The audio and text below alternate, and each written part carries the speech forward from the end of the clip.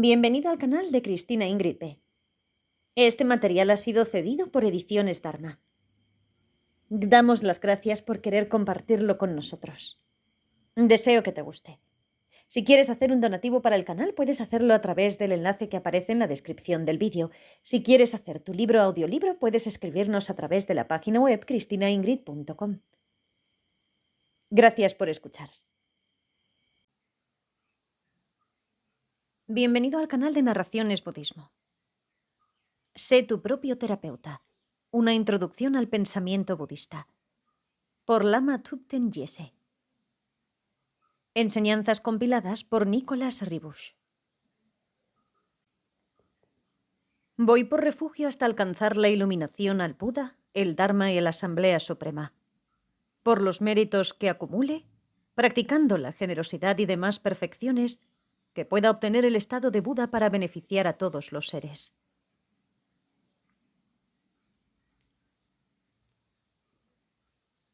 Ofrenda del mandala breve.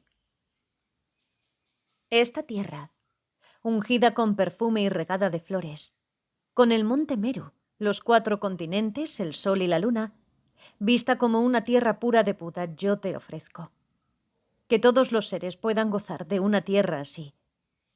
Oh sagrado y venerable Lama, desde las nubes de compasión que se forman en los cielos de tu sabiduría dharmakāyika, por favor derrama una lluvia del Dharma vasto y profundo, de acuerdo precisamente con las necesidades de los que serán adiestrados. Idam Guru Ratna Mandala Kamniryatayami. Sé tu propio terapeuta. Una introducción al pensamiento budista. Lama Thubten Yeshe. Enseñanzas compiladas por Nicholas Ribush. Publicado por Ediciones Dharma. Narrado por Narraciones Budismo. Por Cristina Ingrid B.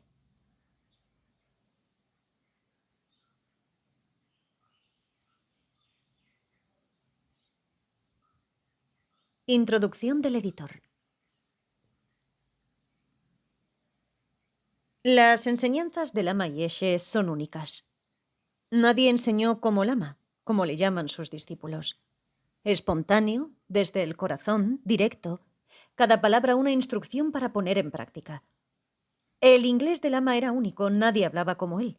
Extremadamente creativo. Lama no solo se expresaba con las palabras, sino también con una gran cantidad de gestos. ¿Cómo trasladar al papel o al audio esta transmisión milagrosa? Los que nos enfrentamos a este reto, hacemos todo cuanto está en nuestras manos. Sus enseñanzas, como le gustaba recalcar frecuentemente, no eran áridos discursos académicos y filosóficos, sino métodos prácticos y realistas para mirar en nuestro interior y comprender nuestra mente. Lama siempre nos desafiaba a descubrir quiénes somos, qué somos. Con su estilo inimitable y provocativo, nos animaba a aventurarnos en un examen audaz de nuestras ideas preconcebidas, con la esperanza de que comprendiéramos por nosotros mismos que todo viene de la mente, que somos nosotros los que creamos nuestro sufrimiento y nuestra felicidad, que hemos de responsabilizarnos personalmente de todo lo que experimentamos, ya sea bueno o malo. En este audiolibro ofrecemos 3 charlas del Lama Yeshe sobre aspectos generales del budismo. Fueron charlas públicas impartidas hace más de 20 años para audiencias en su mayoría occidentales. Aún así, como también le gusta recalcar a Lama, las enseñanzas intemporales del Buda son tan universalmente relevantes hoy en día como lo fueron cuando se dieron por primera vez hace unos 2500 años.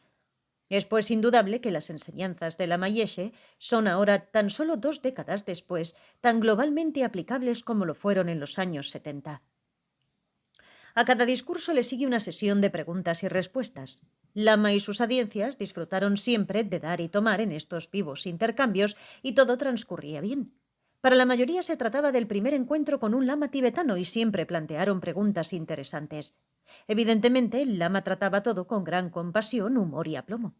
Aunque llamamos discursos a estas charlas, creo que Lama hubiera preferido que cada uno de nosotros las utilizásemos como un espejo para observar nuestra mente, para ir más allá de las palabras, para descubrirnos a nosotros mismos y para convertirnos en nuestros propios psicólogos.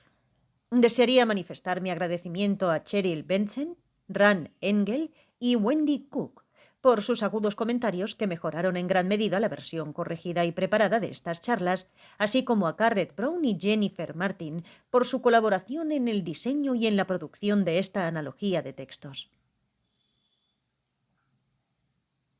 En esta edición gratuita al castellano han colaborado los centros de la FPMT de España y estudiantes de Lama y Eshe.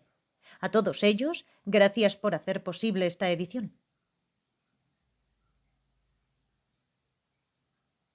La búsqueda de nosotros mismos a través del budismo.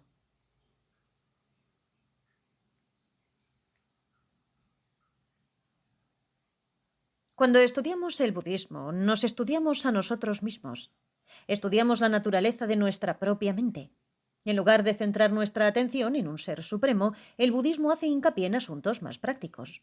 El modo de dirigir nuestras vidas, de integrar nuestras mentes y de hacer que nuestro día a día sea apacible y saludable. En otras palabras, el budismo propone siempre un sabio conocimiento experimental en lugar de una determinada visión dogmática. De hecho, en el sentido ordinario del término, no se considera al budismo como una religión. Desde el punto de vista de los lamas, las enseñanzas budistas pertenecen más bien al reino de la filosofía, de la ciencia o de la psicología. La mente humana busca la felicidad de una forma instintiva. No hay diferencia entre orientales y occidentales a este respecto. Todos buscan lo mismo. No obstante, puede resultar muy peligroso si la búsqueda de la felicidad nos obligamos a aferrarnos emocionalmente al mundo de los sentidos. En este caso nos faltaría control. Ahora bien, no debemos pensar que el control es un tema oriental, un asunto budista. Todos necesitamos control, especialmente los que nos encontramos atrapados por la vida materialista. Estamos demasiado implicados en los objetos del apego, tanto en el ámbito psicológico como emocional. Desde el punto de vista budista, la persona que carece de control está mentalmente enferma. En realidad, todos sabemos que el desarrollo externo de la ciencia y de la tecnología por sí solo no puede satisfacer los deseos del apego ni resolver el resto de los problemas emocionales. Pero lo que nos muestra la enseñanza del Buda es la naturaleza característica del potencial humano, la capacidad de la mente humana. Cuando estudiamos el budismo aprendemos lo que somos y el modo de desarrollarnos. En lugar de insistir en algún sistema de creencia sobrenatural, los métodos budistas nos enseñan a desarrollar una profunda comprensión de nuestro propio ser y de todos los demás fenómenos. No obstante, ya seamos religiosos o materialistas, creyentes o ateos, es crucial que sepamos cómo funciona nuestra propia mente. En caso contrario, iremos por el mundo creyendo que estamos equilibrados, cuando en realidad la profunda raíz de las emociones aflictivas, la verdadera causa de todas las enfermedades psicológicas, se encuentra ahí creciendo en nuestro interior. A causa de ello, basta con que cambie un mínimo detalle externo o que algo insignificante no funcione bien para que pocos segundos después estemos completamente trastornados. Esto muestra, a mi modo de ver, que estamos mentalmente enfermos. ¿Por qué? Porque estamos obsesionados con el mundo de los sentidos, cegados por el apego y bajo el control de la causa fundamental de todos los problemas, desconocer la naturaleza de nuestra propia mente. No importa si tratas de refutar lo que digo alegando que no lo crees. No es una cuestión de creer o no creer. Aunque no creas que tienes una nariz, tu nariz está ahí de todos modos, justo entre tus ojos. Tu nariz está siempre ahí, tanto si lo crees como si no. He conocido a muchas personas que pregonan con vanidad: yo no soy creyente. Se sienten muy orgullosas de su supuesta carencia de fe hacia cualquier cosa. Analízalo. Es importante ser consciente de ello. En el mundo de nuestros días existen numerosas contradicciones. Los científicos materialistas afirman: yo no creo. Las personas religiosas dicen: yo creo. Pero digas lo que digas, necesitas conocer de todas formas la naturaleza característica de tu propia mente. Si no lo haces, no importa lo mucho que hables sobre las desventajas del apego. No tienes ni idea de lo que es el apego ni sabes cómo controlarlo. Hablar sobre algo es fácil. Lo que es realmente difícil es comprender la verdadera naturaleza del apego. Por ejemplo, cuando los hombres inventaron los coches y los aviones, tenían la intención de utilizarlos para poder desplazarse con mayor rapidez, con el fin de disponer de más tiempo para descansar. Pero lo que ha ocurrido es que la gente está más inquieta que nunca. Examina tu vida de cada día.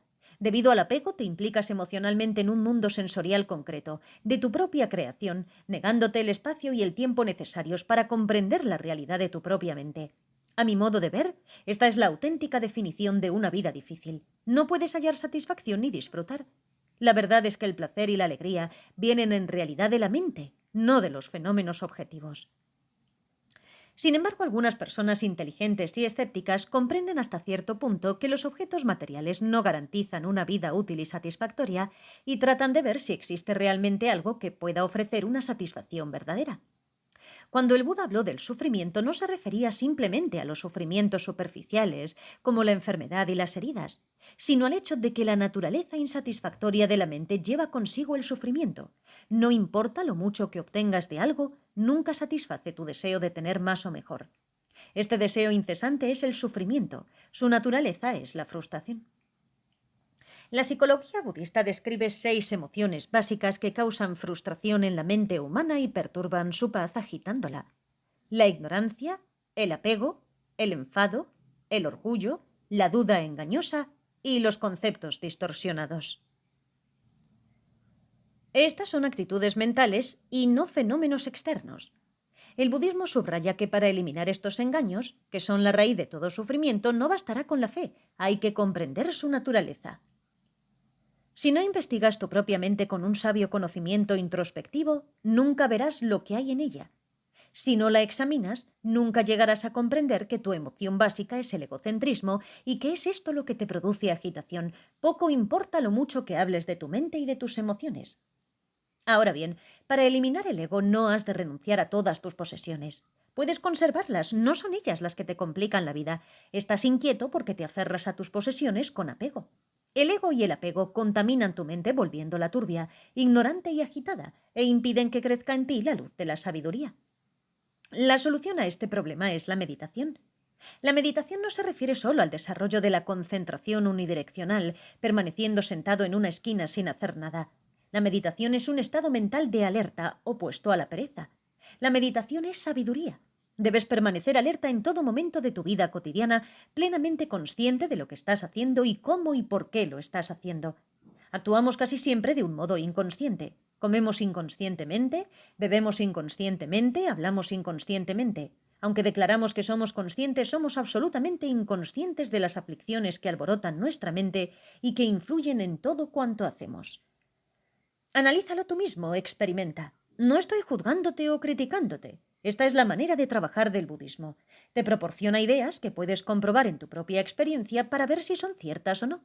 Es muy realista. No estoy hablando de algo que se encuentra allá arriba, en el cielo. Es de hecho algo muy simple. Si conoces la naturaleza característica del apego y de sus objetos, ¿cómo puedes generar amor afectuoso hacia tus amigos, tus padres o tu país? Desde el punto de vista budista es imposible. Cuando perjudicas a tus padres o a tus amigos, es tu mente inconsciente la que está funcionando. Cuando una persona se encuentra bajo el poder del enfado, es completamente inconsciente de lo que está sucediendo en su mente. Ser inconscientes nos hace dañar y faltar al respeto a otros seres vivos.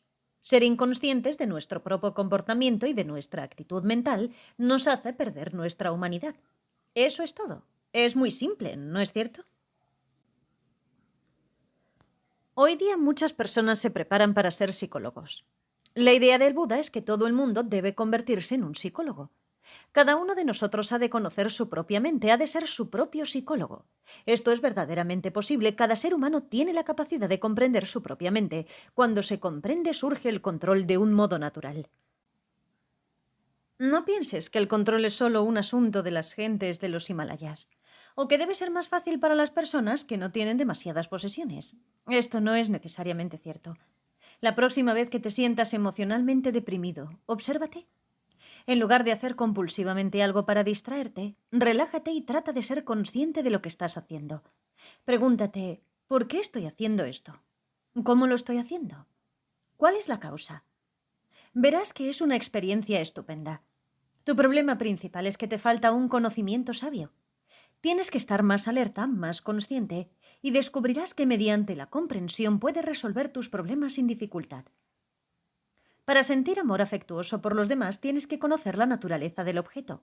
De lo contrario, aunque digas, le amo, la amo, no será más que tu mente arrogante que te arrastra de nuevo a otro viaje del ego. Debes estar seguro del cómo y del por qué. Es muy importante que seas tu propio psicólogo.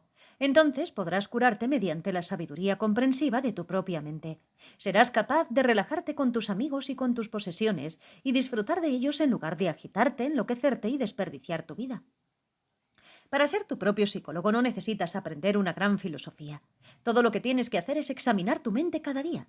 Cada mañana examinas en la cocina los alimentos, pero nunca investigas tu mente. Examinar la mente es mucho más importante. Aún así, la mayoría de las personas parece que crean lo contrario. Parece que piense que pueden comprar simplemente la solución a cualquier problema con el que se enfrentan.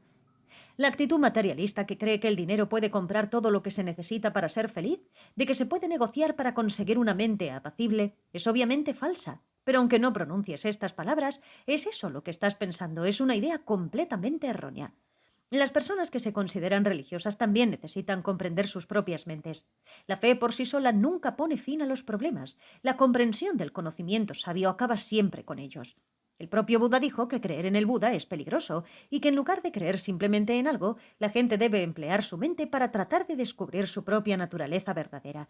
La fe basada en la comprensión es perfecta. Una vez has comprendido algo o tienes una visión intelectualmente clara al respecto, automáticamente sigue la fe. Sin embargo, si la fe está basada en conceptos erróneos, puede ser fácilmente destruida por lo que dicen los demás.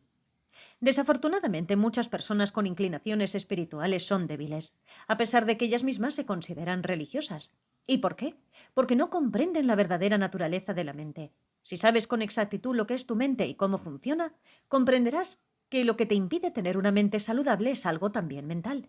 Cuando comprendes la visión de tu mente o tu percepción del mundo, verás que no solo estás aferrándote constantemente al mundo de los sentidos, sino también que aquello a lo que te aferras es meramente imaginario. Comprenderás que estás demasiado implicado con lo que va a ocurrir en un futuro inexistente y que eres totalmente inconsciente del momento presente. Estás viviendo para una mera proyección. ¿No te parece que una mente que es inconsciente en el presente y que se aferra constantemente al futuro está enferma? Es importante permanecer consciente en la vida diaria. La naturaleza de la mente consciente y de la sabiduría es paz y júbilo. No necesitas aferrarte al resultado de una alegría futura. Mientras sigas el camino de la comprensión correcta y de la acción correcta con gran habilidad, el resultado será inmediato y simultáneo con la acción. No tienes que pensar, si actúo bien durante toda mi vida, quizá obtendré un buen resultado en la próxima. No es necesario que te obsesiones por obtener logros espirituales futuros. Mientras actúes en el presente con tanta comprensión como te sea posible, experimentarás instantáneamente paz eterna. Creo que, por mi parte, esto es suficiente. En lugar de que hable yo todo el tiempo, será mejor que prosigamos ahora con una sesión de preguntas y respuestas. Gracias. Pregunta.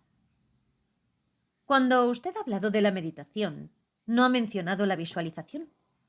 Parece que visualizar es relativamente fácil para algunas personas, mientras que a otras les resulta bastante difícil. ¿Qué importancia tiene desarrollar la capacidad de visualizar objetos en la mente? Muchas personas tienen dificultades para visualizar lo que se les describe, simplemente porque no han adiestrado su mente para ello. Pero otras no son capaces de visualizar porque tienen poca imaginación, son demasiado físicas. Quizá piensen que todo lo que existe en su ser es un cuerpo físico, que no hay una mente aparte de su cerebro. El budismo, sin embargo, tiene métodos con los que puedes adiestrar tu mente y desarrollar la capacidad de visualizar en la meditación. Pero en realidad estás visualizando todo el día. El desayuno que tomas por la mañana es una visualización. Cada vez que vas de compras y piensas, oh, esto es bonito, o no me gusta aquello. Todo lo que miras es una proyección de tu mente. Cuando al levantarte por la mañana ves brillar el sol, piensas, oh, hoy va a ser un buen día. Es tu propia mente la que visualiza. De hecho, la visualización se comprende muy bien. Incluso los comerciantes y los agentes publicitarios conocen la importancia de la visualización y por ello crean exposiciones o anuncios para atraer tu atención. Compre esto. Saben que las cosas que ves afectan a tu mente. La visualización no es algo sobrenatural, es científico. Pregunta. Por lo que usted ha dicho, tengo la impresión de que en cierto modo está criticando a los occidentales, que se ríe de lo que hacemos y del modo en que tratamos de civilizar lo incivilizado.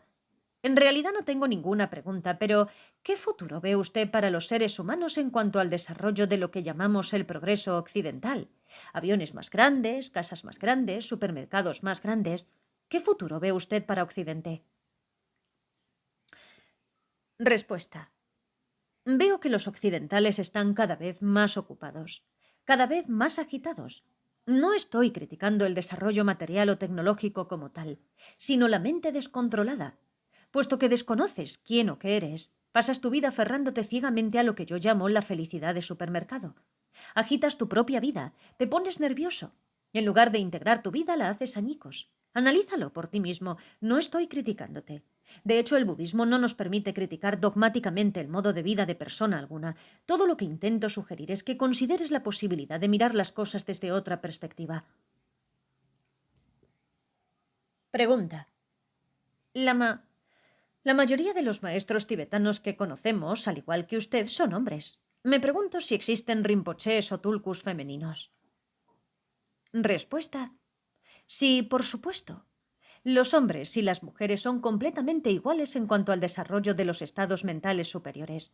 En Tíbet, los monjes recibían a veces enseñanzas de mujeres rinpochés. El budismo enseña que no podemos juzgar a las personas por su apariencia. No puedes decir, él no es nada, yo soy especial. Nunca puedes decir con certeza por la apariencia externa quién es un ser superior y quién uno inferior. Pregunta. ¿Es la función de una monja budista muy diferente de la de un monje budista? Respuesta. En realidad no. Estudian lo mismo y enseñan a sus estudiantes del mismo modo. Pregunta. A veces resulta difícil encontrar un maestro. ¿Es peligroso intentar practicar el tantra, por ejemplo, sin tener un maestro solo leyendo libros? Respuesta. Sí, muy peligroso. Sin las instrucciones específicas no puedes coger un libro sobre tantra y pensar, ¡oh, qué ideas tan fantásticas! Quiero ponerlas en práctica ahora mismo. Este tipo de actitud no puede proporcionar logros espirituales. Necesitas la guía de un maestro experimentado. Es cierto que las ideas son fantásticas, pero si no conoces el método no puedes integrarlas en tu propia experiencia. Has de tener la clave. Hay muchos libros budistas traducidos al español. Todos ellos te dirán, el apego es malo, no te enfades. ¿Pero qué vas a hacer para abandonar el apego y el enfado? La Biblia también recomienda el amor universal, pero ¿cómo llevas el amor universal a tu propia experiencia? Necesitas la clave, y a veces solo puede dártela el maestro. Pregunta. ¿Qué debe hacer un occidental cuando no encuentra un maestro? ¿Debería la persona que realmente lo busca ir a Oriente para encontrarlo? Respuesta. No te preocupes. Cuando llegue el momento adecuado encontrarás a tu maestro. El budismo no cree que puedas empujar a los demás. Todo el mundo debe aprender a meditar. Todo el mundo debe convertirse al budismo. Eso es estúpido. Empujar a otros es un signo de poca sabiduría. Cuando estés preparado, cierto tipo de energía magnética te reunirá con tu maestro. En cuanto a ir a Oriente, depende de tu situación personal. Analízalo. Lo importante es buscar con sabiduría y no con fe ciega. A veces, incluso aunque vayas a Oriente, no consigues hallar a tu maestro. Lleva tiempo. Pregunta. ¿Cuál es la actitud budista con respecto al suicidio? Respuesta. Las personas que se quitan la vida no comprenden el propósito ni el valor de nacer como un ser humano. Se matan impulsadas por la ignorancia. No pueden hallar satisfacción y piensan, estoy desesperada. Pregunta. Si una persona, quizá movida por la ignorancia, cree haber alcanzado la iluminación, ¿qué razón tiene para continuar viviendo? Respuesta. La mente del individuo ignorante que cree haber alcanzado la iluminación está completamente contaminada, y lo único que puede obtener con ello es que incremente su ignorancia. Lo único que tienes que hacer para comprender que no estás iluminado es analizar las acciones de tu mente descontrolada, y tampoco has de preguntar a los demás, ¿estoy iluminado? Analiza tan solo tus propias experiencias. La iluminación es algo extremadamente personal. Pregunta. Me gusta el modo en que subraya usted la preponderancia de la comprensión sobre la creencia, pero me resulta difícil saber cómo una persona que ha crecido en Occidente o que ha recibido una educación científica puede comprender el concepto de la reencarnación, las vidas pasadas, la presente y las futuras.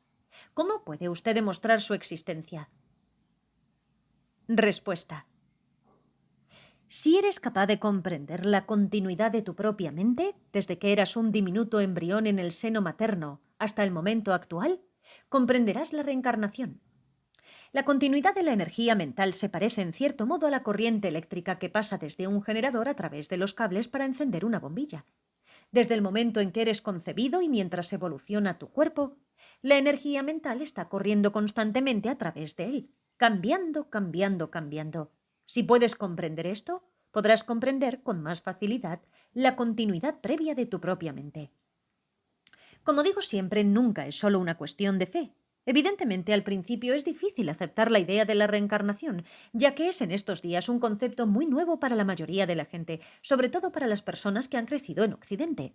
No te enseñan nada en la escuela sobre la continuidad de la consciencia, no estudias en la facultad la naturaleza de la mente, quién eres, qué eres. Es pues obvio que se trata de un asunto completamente nuevo para ti. No obstante, si piensas que es importante saber quién eres y qué eres, e investigas tu mente mediante la meditación, llegarás a comprender fácilmente la diferencia entre el cuerpo y la mente. Reconocerás la continuidad de tu propia consciencia y a partir de ahí podrás comprender tus vidas pasadas. No es necesario aceptar la reencarnación basándose solamente en la fe. Pregunta. ¿Podría explicar la relación entre la meditación, la iluminación y los poderes mentales supranormales, como ver el futuro, leer las mentes de otros seres y saber lo que está ocurriendo en un lugar distante? Respuesta. Aunque es definitivamente posible alcanzar la clarividencia mediante el desarrollo de la concentración unidireccional, queda todavía un largo camino por recorrer.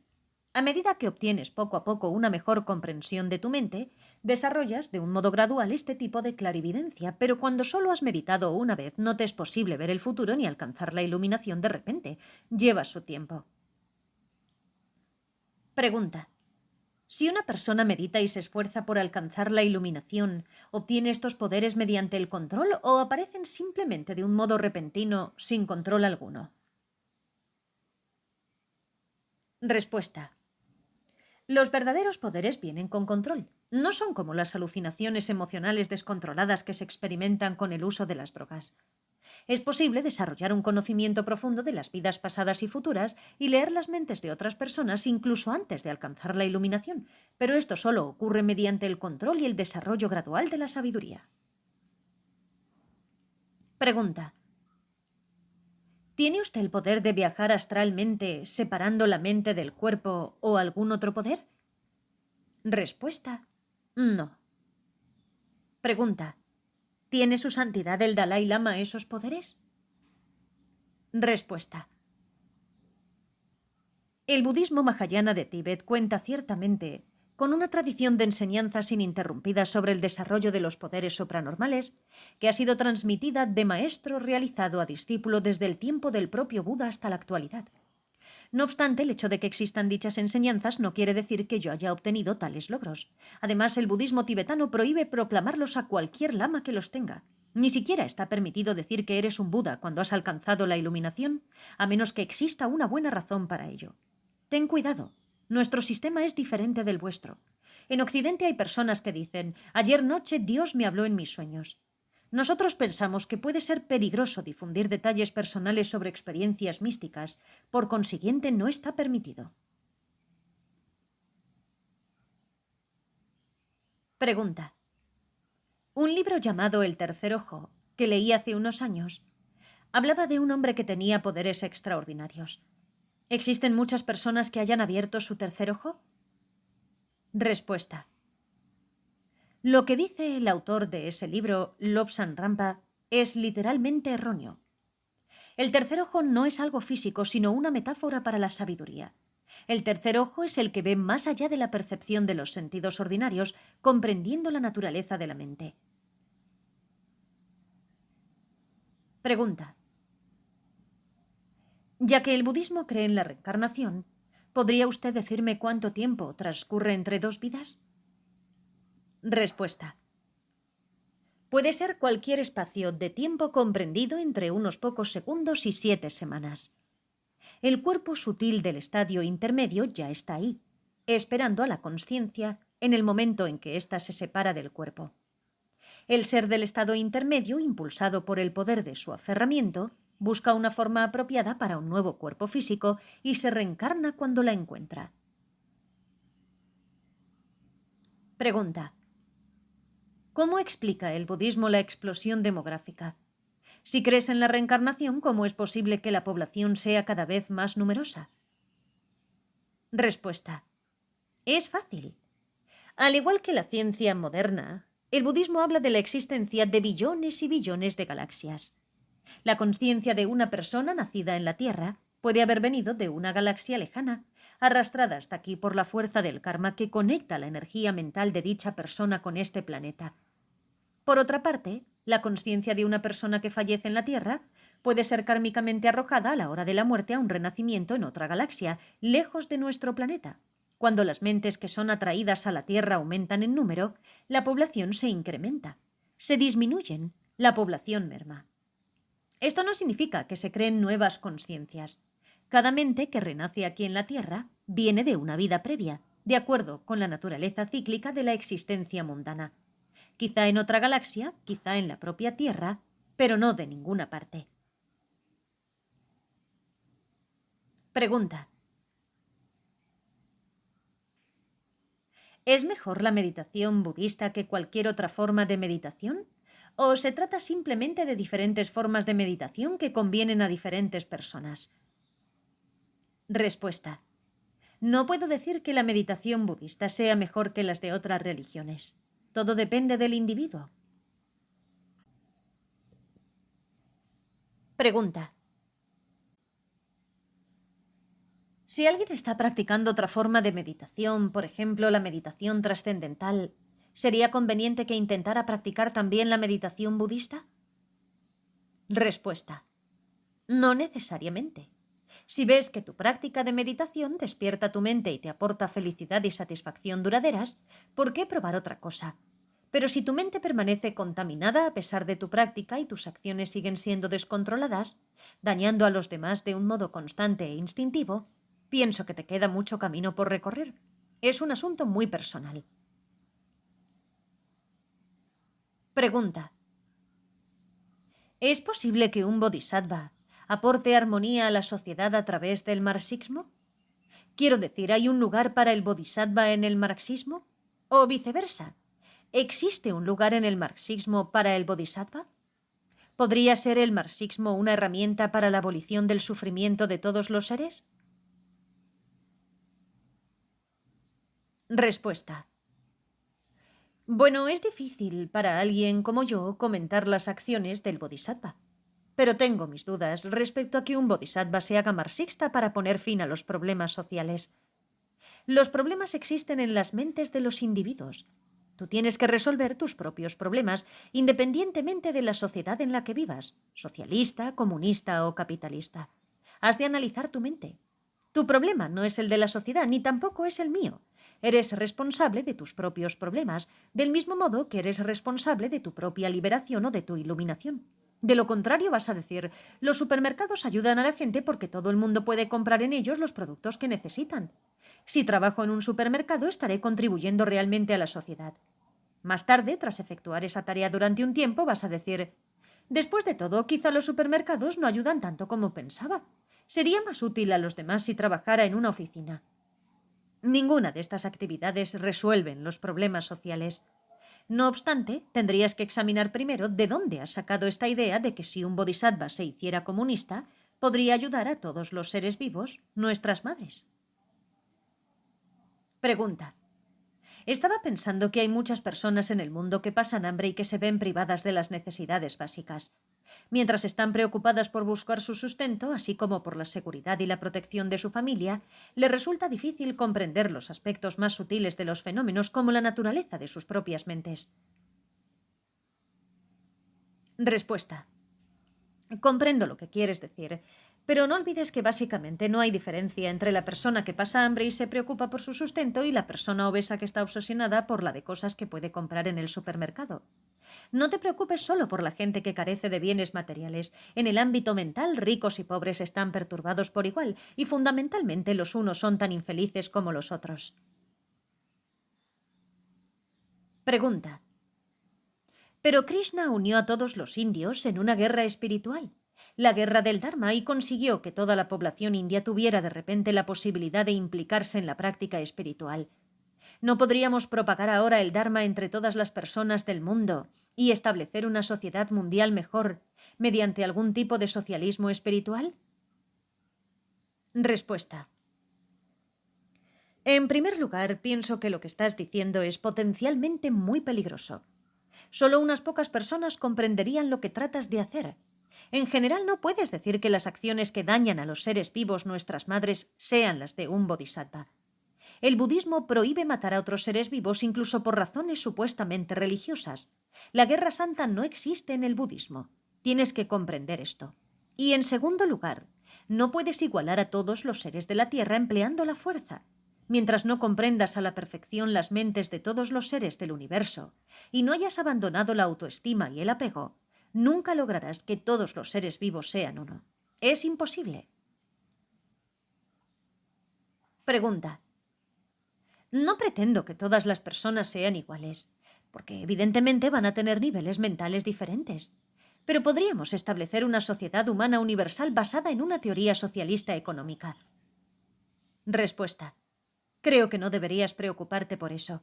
Sería mejor que te ocuparas de la sociedad de tu propia mente. Es más útil y más realista que hacer proyecciones sobre lo que está ocurriendo en el mundo que te rodea. Pregunta. ¿Pero acaso no es una práctica espiritual establecer un equilibrio entre tu propio desarrollo espiritual y el servicio a la humanidad? Respuesta. Sí, puedes servir a la sociedad, pero no puedes homogeneizar simultáneamente las acciones de todos los seres conscientes así como así. El Buda quiere que todos los seres alcancen la iluminación ahora mismo, pero nuestro karma negativo es demasiado poderoso y por ello seguimos descontrolados. No puedes agitar una varita mágica, quiero que todo el mundo sea igualmente feliz, y esperar que ocurra por arte de magia. Sé inteligente. Solo una mente sabia puede ofrecer igualdad y paz. No puedes hacerlo mediante la racionalización emocional. Y tienes que saber que las ideas comunistas sobre el mejor modo de igualar a los seres conscientes son muy distintas de las del Buda. No puedes mezclar las ideas tan diferentes. No fantasees, sé realista. Pregunta. En conclusión, pues, ¿está usted diciendo que no es posible crear una sociedad espiritual común en este planeta? Respuesta. Aunque pudieras, no acabarías con los problemas de la gente.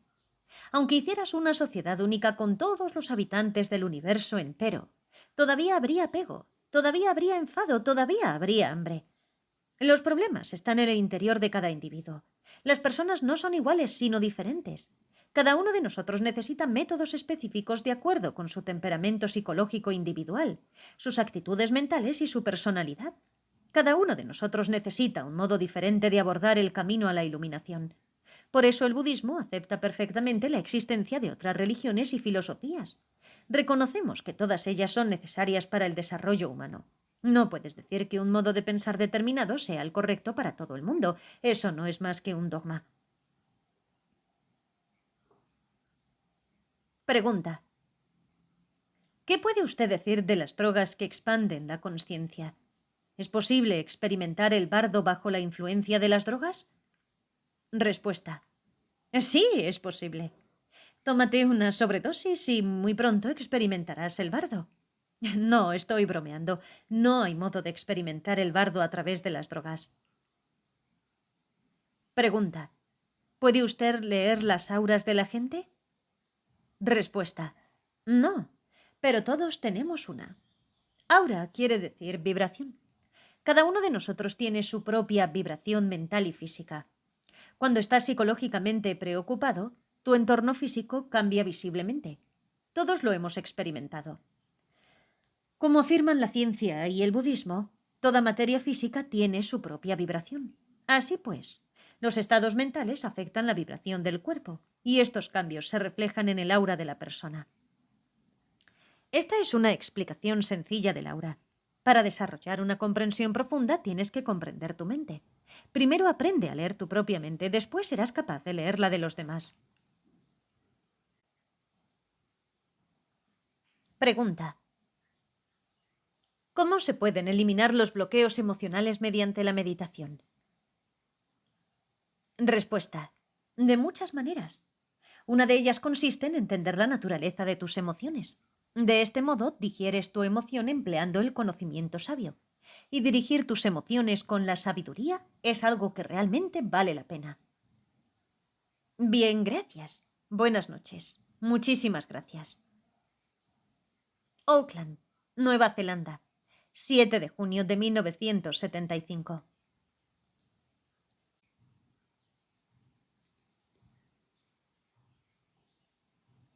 La religión. El camino de la investigación. Las personas tienen ideas muy distintas acerca de la naturaleza de la religión en general y del budismo en particular. Las que contemplan la religión y el budismo desde un nivel meramente superficial e intelectual no pueden comprender su verdadero significado, y las que tienen una visión de la religión todavía más superficial que las anteriores no consideran siquiera el budismo como una religión. En primer lugar, los budistas no estamos tan interesados en hablar del Buda, ni él tampoco lo estaba. El Buda no tenía interés en que la gente creyera en él, así que desde entonces hasta ahora el budismo nunca ha animado a sus seguidores a creer simplemente en el Buda. Siempre nos ha interesado más comprender la psicología humana, la naturaleza de la mente. Por ello, los practicantes budistas tratan constantemente de comprender sus propias actitudes mentales, sus conceptos, sus percepciones y su conciencia. Esto es lo importante. Por otra parte, si te olvidas de ti mismo y de tus engaños y te concentras, en cambio, en alguna idea elevada como ¿qué es un Buda?, tu recorrido espiritual se convierte en una alucinación. Esto es posible, ten cuidado. En tu mente no hay conexión entre el Buda o Dios y tú mismo. Están completamente separados. Tú estás aquí, abajo, mientras que el Buda o Dios se encuentran allá arriba. No hay conexión alguna. No es realista pensar de este modo, es una actitud demasiado extremista. Estás colocando una cosa en el extremo inferior y la otra en el extremo superior. En el budismo decimos que este tipo de mente es dualista. Además, si los humanos son por naturaleza completamente negativos, ¿de qué sirve buscar una idea más elevada? De todos modos, las ideas no son logros espirituales. La gente siempre quiere saber todo acerca de los logros superiores o de la naturaleza de Dios, pero este conocimiento intelectual no tiene nada que ver con sus vidas ni con sus mentes. La verdadera religión ha de ser la búsqueda del perfecto desarrollo espiritual y no un ejercicio de acumulación de hechos. En el budismo no estamos especialmente interesados en la búsqueda del puro conocimiento intelectual. Nos interesa mucho más comprender lo que está sucediendo aquí y ahora, comprender nuestras experiencias actuales, lo que somos en este mismo momento, nuestra naturaleza fundamental. Queremos saber cómo hallar satisfacción, cómo encontrar felicidad y alegría en lugar de depresión y sufrimiento, cómo eliminar el sentimiento de que nuestra naturaleza es totalmente negativa. El propio Buda enseñó que la naturaleza humana es básicamente pura, sin ego, del mismo modo que el cielo es claro por naturaleza y no nuboso. Las nubes vienen y van, pero el cielo azul está siempre ahí. Las nubes no alteran la naturaleza fundamental del cielo. La mente humana es asimismo fundamentalmente pura, no forma una unidad con el ego. De cualquier forma, tanto si eres religioso como si no, vas muy desencaminado si no puedes separarte de tu ego. Has creado una filosofía de la vida completamente irreal que no tiene nada que ver con la naturaleza de las cosas. En lugar de aferrarte al conocimiento intelectual queriendo dar respuestas a las grandes cuestiones, sería mucho mejor que intentaras comprender la naturaleza básica de tu propia mente y el modo de relacionarte con ella en este mismo momento. Saber cómo actuar con eficacia es esencial. El método es la llave a cualquier religión, es la más importante que debemos aprender. Si oyes hablar de una casa asombrosa que contiene un inmenso tesoro de joyas preciosas que no pertenece a nadie, pero no tienes la llave de la puerta, todas tus fantasías sobre lo que harás con la riqueza que acabas de descubrir son una auténtica alucinación. Del mismo modo, es poco realista fantasear sobre ideas religiosas maravillosas y sobre experiencias excepcionales y no interesarse por los métodos para lograrlas o por la acción inmediata. Si no tienes un método, una llave o un modo de integrar la religión en tu vida diaria, vale más que te bebas un refresco o al menos saciarás tu sed. Si tu religión es tan solo una idea, es tan insustancial como el aire. Debes asegurarte bien de que has comprendido exactamente lo que es la religión y el modo en que debes practicarla. El propio Buda dijo, creer no es importante, no creas lo que yo digo porque lo digo yo. Estas fueron sus últimas palabras antes de abandonar su cuerpo. He enseñado muchos métodos distintos porque existen muchos individuos distintos. Antes de que adoptéis alguno de ellos, utilizad vuestra sabiduría para comprobar que corresponden a vuestro temperamento psicológico, a vuestra propia mente. Si mis métodos para tener cierta lógica traen resultados, adoptarlos por todos los medios, pero si no os identificáis con ellos, a pesar de que puedan parecer estupendos, dejadlos de lado. Han sido enseñados para otras personas. Hoy en día la gente no está dispuesta a creer en algo simplemente porque el Buda lo dijo o porque Dios lo dijo. No es suficiente para ellos y lo rechazan, quieren una prueba. Pero los que no pueden comprender que la naturaleza de su mente es pura, serán incapaces de ver la posibilidad de descubrir su pureza innata y desaprovecharán una gran oportunidad. Si piensas que tu mente es fundamentalmente negativa, corres el riesgo de perder toda esperanza. Es evidente que la mente humana tiene aspectos positivos y negativos, pero los negativos son transitorios, muy temporales. Tus emociones constantemente variables son como nubes en el cielo. Más allá, la naturaleza verdadera y básica del ser humano es clara y pura. Son muchas las personas que tienen una idea equivocada respecto al budismo. Hay incluso algunos profesores de estudios budistas que consideran solo las palabras e interpretan literalmente la enseñanza del Buda. No comprenden sus métodos, la verdadera esencia de sus enseñanzas. En mi opinión, el aspecto más importante de cualquier religión son sus métodos, cómo integrar dicha religión en tu propia experiencia. Cuanto mejor comprendes cómo integrarla, más efectiva es tu religión. Tu práctica se vuelve tan natural, tan realista, que llegas a comprender sin dificultad tu propia naturaleza, tu propia mente, y no te sorprenderás de lo que descubras en ella. Después, cuando hayas comprendido la naturaleza de tu mente, serás capaz de controlarla de un modo natural. No tendrás que hacer grandes esfuerzos. Comprender de una manera natural aporta control. Hay quienes piensan que el control de la mente es como un tipo de atadura apretada y restrictiva. En realidad, el control es un estado natural. Pero no vas a decir eso, ¿verdad? Vas a decir que la mente carece de control por naturaleza, que lo natural es que la mente esté descontrolada. Sin embargo, no es así. Cuando comprendes la naturaleza de tu mente descontrolada, el control surge con tanta naturalidad como surge tu estado de descontrol actual. Además, el único modo de adquirir control sobre tu mente es comprendiendo su naturaleza. No puedes cambiar tu mente a la fuerza, a que cambie tu mundo interior. Ni puedes purificar tu mente castigándote físicamente a base de palos. Es totalmente imposible. La impureza, el pecado, la negatividad o como quieras llamarlo, es un fenómeno psicológico, un fenómeno mental, así que no puedes acabar con él empleando medios físicos. La purificación requiere una combinación hábil de método y de sabiduría. Para purificar la mente no necesitas creer en algo especial que se encuentra allá arriba, Dios o el Buda. No te preocupes por eso. Cuando comprendas realmente la naturaleza inestable de tu vida diaria, la naturaleza característica de tu propia actitud mental, querrás aplicar automáticamente una solución. En nuestros días hay muchas personas desencantadas con la religión. Piensan que no funciona. La religión funciona. Ofrece fantásticas soluciones a todos los problemas. Lo que ocurre es que tales personas no han comprendido la naturaleza característica de la religión, así que no tienen el entusiasmo necesario para aplicar sus métodos.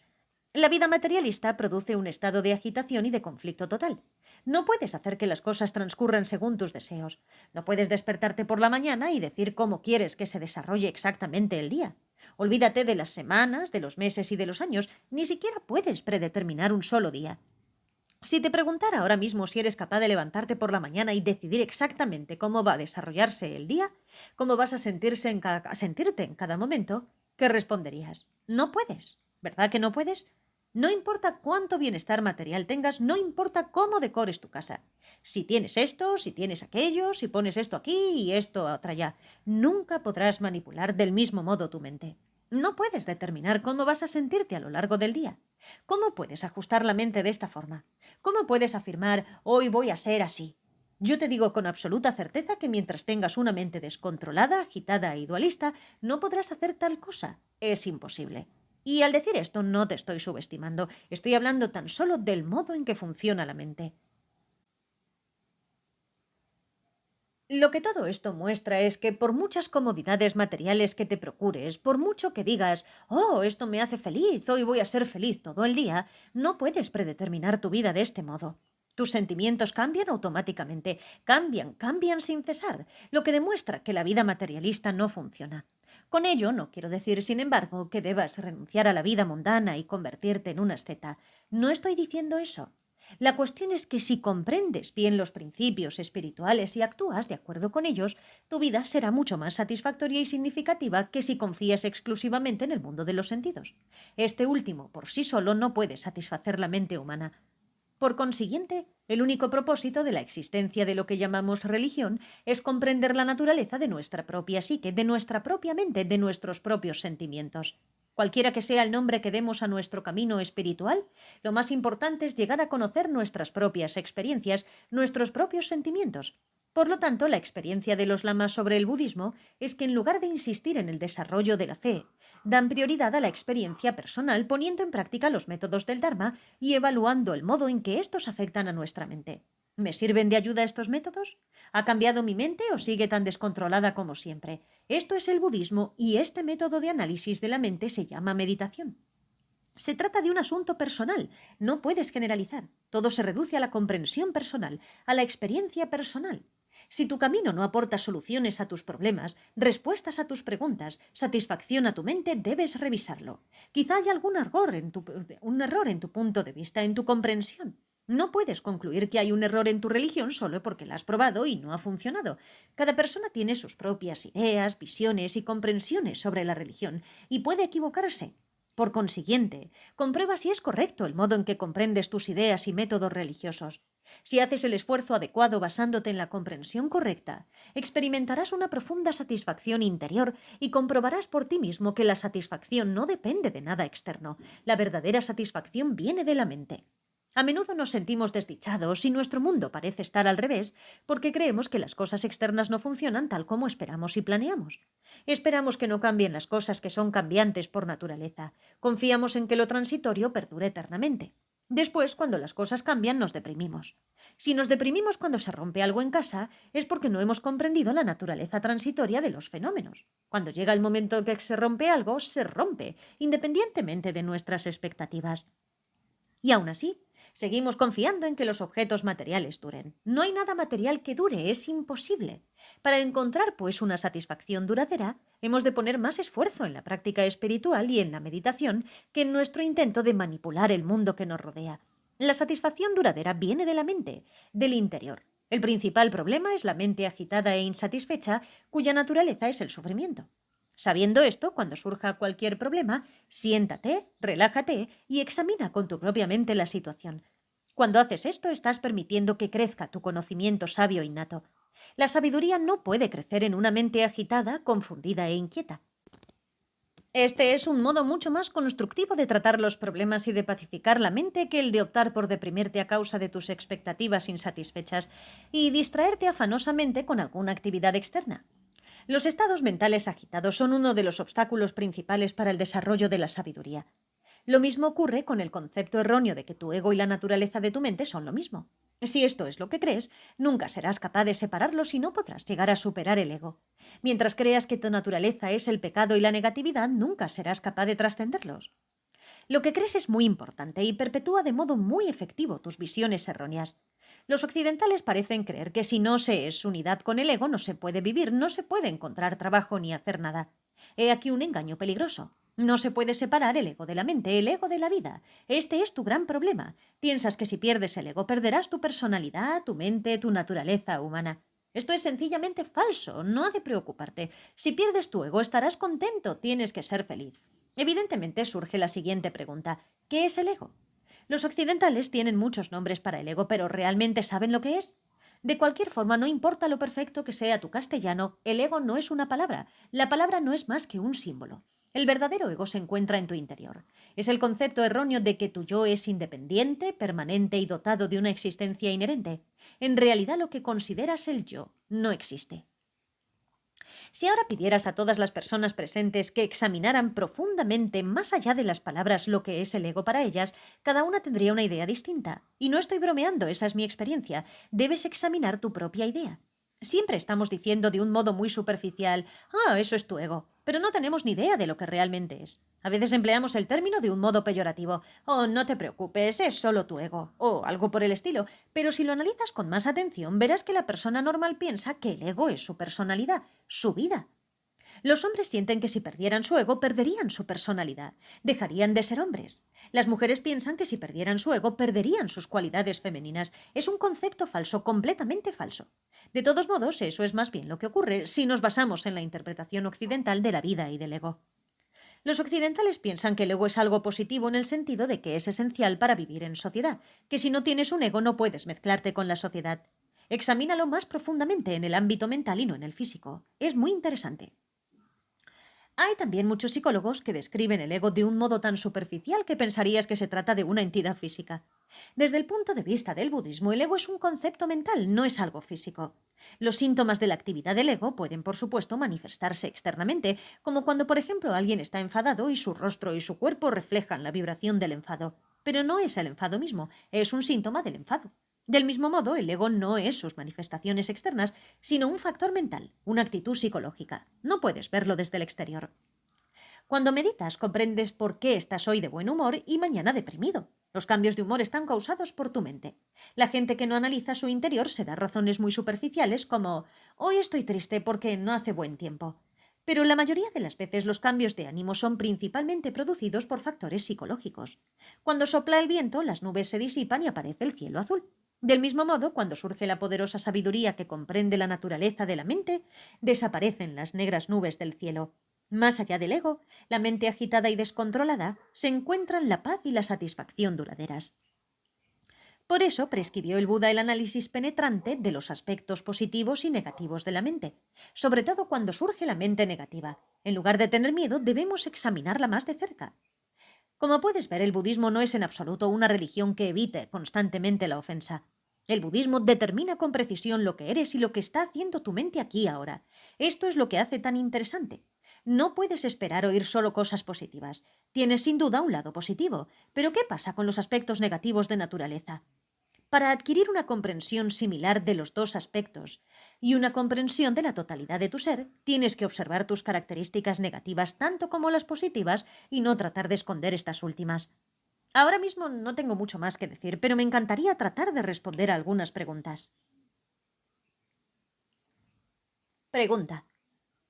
Lama, ¿quiere usted decir que debemos expresar nuestras acciones negativas en lugar de contenerlas? ¿Que debemos dejar que la negatividad se manifieste? Respuesta. Depende. Hay dos cosas. Si la emoción negativa ya ha surgido a la superficie, es quizá mejor expresarla de algún modo, pero sería preferible tratar de controlarla antes de que se haga fuerte. Evidentemente, si no se dispone de un método para tratar con las emociones negativas poderosas y si se intenta reprimirlas en lo más hondo del corazón, pueden causar más tarde serios problemas, como una explosión de enfado que impulse a alguien a coger un arma y disparar contra la gente. Lo que enseña el budismo es un método en el que se examina dicha emoción con sabiduría y se digiere con la meditación permitiendo que se disuelva. Expresar externamente las emociones negativas fuertes deja una impresión tremendamente profunda en tu conciencia. Este tipo de impresión hace que te resulte más fácil reaccionar otra vez del mismo modo dañino, con la diferencia de que en la próxima ocasión la emoción negativa puede ser todavía más poderosa. Esto establece una cadena kármica de causa y efecto que perpetúa tal comportamiento. Tienes que ejercitar, pues, la destreza y la capacidad de juicio cuando tratas con la energía negativa. Aprender cuándo y cómo expresarla y especialmente saber cómo reconocerla antes de que se manifieste y digerirla con sabiduría. Pregunta. ¿Podría usted explicar la relación entre las técnicas de meditación budistas y el Hatha Yoga? Respuesta. En el budismo damos más preponderancia a la introspección profunda que al movimiento corporal, aunque existen ciertas prácticas en donde las técnicas de meditación se intensifican mediante ejercicios físicos. En general, la meditación budista nos enseña a descubrir en nuestro interior quiénes somos, a comprender nuestra verdadera naturaleza. De todos modos, la meditación budista no implica necesariamente sentarse en la posición del loto con los ojos cerrados. Puedes integrar la meditación en cualquier aspecto de la vida. Es importante que seas consciente de todo lo que haces, de forma que no perjudiques inconscientemente ni a los demás ni a ti mismo. Mientras andas, hablas, trabajas, comes, en cualquier actividad que desarrolles, sé consciente de las acciones de tu cuerpo, de tu palabra y de tu mente. Pregunta. ¿Pueden los budistas controlar perfectamente la energía del viento, prana, con la mente? Respuesta. Sí, si puedes controlar tu mente, puedes controlarlo todo. Es imposible controlar el cuerpo físico sin controlar primero la mente. Si tratas de controlar tu cuerpo por la fuerza, si inviertes en ello toda tu energía sin comprender la relación de la mente y el cuerpo, puede ser muy peligroso y perjudicial para tu mente. Pregunta. ¿Es posible alcanzar el mismo estado de meditación profunda cuando se camina que cuando se permanece sentado en la posición de meditación? Respuesta. Sin duda alguna, es teóricamente posible, pero depende del individuo. Para los principiantes, como es lógico, es más fácil alcanzar estados más profundos de concentración mediante la meditación sentada. Los meditadores experimentados, sin embargo, pueden mantener una concentración unidireccional, una mente plenamente integrada haciendo cualquier cosa, incluso andando.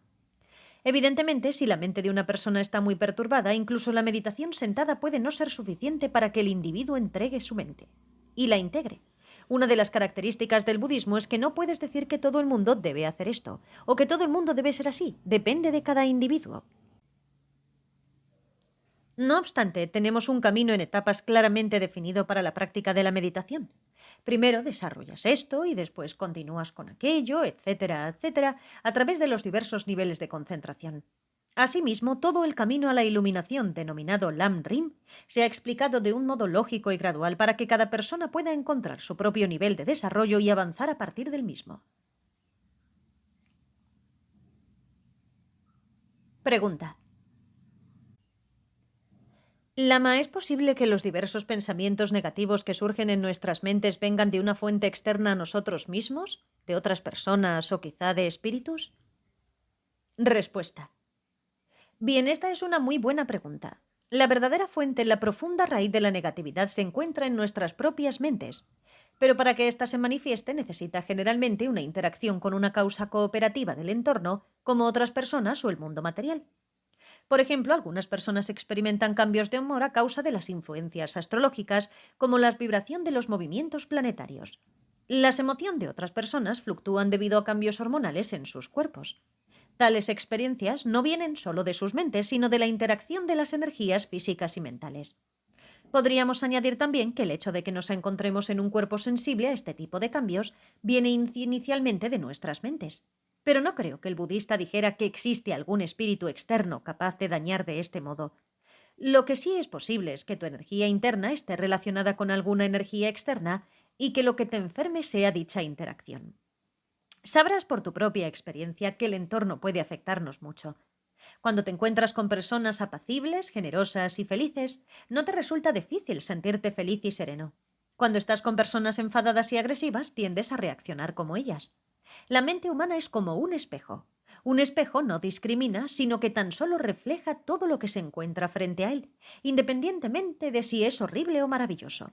Tu mente toma a sí mismo el aspecto de tu entorno, y si no eres consciente de lo que está ocurriendo, puede llenarse de basura. Es pues muy importante ser consciente del entorno y de cómo éste influye en la mente. Lo que tienes que comprender acerca de la religión es el modo en que tu religión se relaciona con tu propia mente, cómo se relaciona con la vida que llevas. Si puedes conseguir esto, la religión es fantástica, los logros espirituales están ahí. No necesitas esforzarte por acrecentar tu fe en Dios, en el Buda, en el pecado o en lo que sea, no te preocupes por eso. Actúa siempre que puedas, movido por la comprensión correcta, y obtendrás resultados incluso hoy mismo. Olvídate de la gran conscienta o del gran amor universal. El amor universal crece lentamente, firmemente, gradualmente. Si por el contrario te estás aferrando meramente a la noción, oh, fantástico, conocimiento infinito, poder infinito, estás atrapado por el ansia de poder. Es obvio que el poder espiritual realmente existe, pero el único modo de obtenerlo es implicándose en las acciones espirituales adecuadas. El poder viene de tu interior, una parte de ti se convierte también en poder. No pienses que el único poder verdadero se encuentra allí arriba, en algún lugar del espacio. Tú tienes poder, tu mente es poder. Pregunta. La percepción es uno de los 5 agregados que, según la filosofía budista, es uno de los constituyentes de la persona. ¿Cómo funciona? Respuesta. Sí, esta es otra pregunta interesante. Nuestra percepción es casi siempre ilusoria. No estamos percibiendo la realidad. Vemos evidentemente el mundo sensorial, formas atractivas, bellos colores, sabores deliciosos, etcétera, pero en realidad no percibimos la naturaleza real de las formas, de los colores y de los sabores que percibimos. Así es como se confunde nuestra percepción en casi todas las situaciones. Nuestra percepción confundida procesa de este modo la información que le proporcionan nuestros 5 sentidos y transmite una información incorrecta a nuestra mente que reacciona bajo la influencia del ego. El resultado de todo ello es que la mayoría de las veces alucinamos. Estamos ciegos ante la naturaleza verdadera de las cosas sin comprender siquiera la realidad del mundo sensorial. Pregunta. ¿Afecta a nuestra percepción el karma del pasado? Respuesta. Sí, por supuesto, el karma previo afecta inmensamente a nuestra percepción. El ego se aferra a la visión de nuestra percepción descontrolada y la mente no hace más que seguirla. Toda esta situación descontrolada es lo que llamamos karma. El karma no es solo una teoría irrelevante, son las percepciones cotidianas en las que vivimos, eso es todo. Pregunta. Lama, ¿cuál es la relación entre el cuerpo y la mente en lo que respecta a la comida? Respuesta. El cuerpo no es la mente no es el cuerpo, pero existen entre ellos una conexión muy especial, están estrechamente vinculados. Ambos son muy sensibles a los cambios en el otro. Por ejemplo, la sustancia tóxica de la droga no afecta a la mente de un modo directo, pero puesto que la mente está conectada al sistema nervioso y a los órganos sensoriales del cuerpo, los cambios inducidos en el sistema nervioso por la droga sacan a la mente de su armonía y hacen que se produzcan alucinaciones. Existe una conexión muy poderosa entre el cuerpo y la mente. En el yoga tántrico tibetano lo aprovechamos para introducir cambios en la mente al concentrarnos intensamente en los canales psíquicos del cuerpo. Así pues, la comida que ingerimos y todo lo que atañe a nuestro cuerpo tiene un efecto en la mente. Pregunta. ¿Cree usted que es bueno ayunar? Respuesta. Ayunar no es tan importante a menos que esté realizando ciertas prácticas de adiestramiento mental. Entonces el ayuno puede llegar a ser incluso esencial. Esta es ciertamente la experiencia de los lamas. Por ejemplo, si comes y bebes durante todo el día y después tratas de meditar por la noche, tendrás poca concentración. Por lo tanto, cuando meditamos seriamente, comemos una sola vez al día. Por la mañana bebemos té, al mediodía comemos y al anochecer, en lugar de comer, bebemos té una vez más. Para nosotros este tipo de rutina hace que la vida sea atractivamente simple y que el cuerpo se encuentre muy relajado. Pero para quienes no están implicados en la práctica del adiestramiento mental sería probablemente una tortura. Por lo general no abogamos por el ayuno. Decimos a la gente que no se castigue, que sea feliz y razonable y que mantenga su cuerpo tan saludable como pueda. Si el cuerpo se debilita, la mente se vuelve inútil. Cuando la mente se vuelve inútil, la preciosa vida humana se vuelve inútil. No obstante, en ocasiones especiales, cuando el ayuno intensifica la práctica de la meditación, cuando hay un propósito elevado, yo diría que sí, el ayuno puede ser bueno para ti. Bien, muchas gracias. Si no hay más preguntas, no voy a reteneros más. Muchísimas gracias. Brisbane, Australia, 28 de abril de 1975. Una mirada a la psicología budista. El estudio del budismo no es una empresa árida e intelectual, ni un análisis escéptico de una determinada doctrina filosófica y religiosa. Por el contrario, cuando estudias el Dharma y aprendes a meditar, tú eres el tema principal. Estás especialmente interesado en tu propia mente, en tu verdadera naturaleza. El budismo es un método para controlar la mente indisciplinada con el fin de conducirla desde el sufrimiento hasta la felicidad. En este momento todos tenemos una mente indisciplinada, pero si llegamos a comprender correctamente su naturaleza característica, el control le seguirá de un modo natural y seremos capaces de eliminar la ignorancia emocional y el sufrimiento que automáticamente trae consigo. No importa, pues, si eres creyente o no, religioso o no, cristiano, hindú, científico, negro o blanco, oriental o occidental, lo más importante es conocer tu propia mente y el modo en que funciona. Si desconoces tu mente, tus conceptos erróneos no te dejarán percibir la realidad. Aunque digas que eres un practicante de esta o de aquella religión, si lo analizas más profundamente podrías descubrir que no estás en ningún lugar. Ten cuidado. Ninguna religión se opone a que conozcas tu propia naturaleza, pero con demasiada frecuencia las personas religiosas se implican exclusivamente en la historia, la filosofía o la doctrina de su religión, e ignoran cómo son y qué son ellos mismos. ¿Cuál es su estado actual de existencia?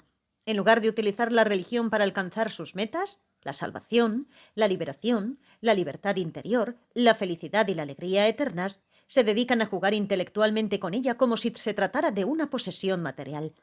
Si no comprendes el modo en que evoluciona tu naturaleza interior, ¿cómo podrás descubrir la felicidad eterna?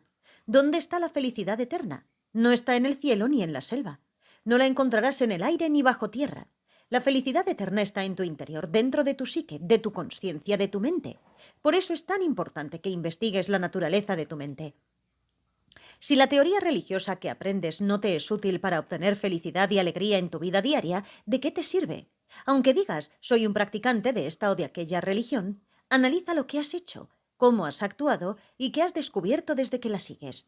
Y no tengas miedo de analizarte abiertamente, tu propia experiencia es buena. Es especial cuestionarte, es esencial. Es esencial cuestionar cualquier cosa que hagas, de lo contrario, ¿Cómo sabes lo que estás haciendo? Es bien sabido que la fe ciega en cualquier religión no es capaz de resolver los problemas. Muchas personas descuidan su práctica espiritual. Es fácil, voy a la iglesia cada semana.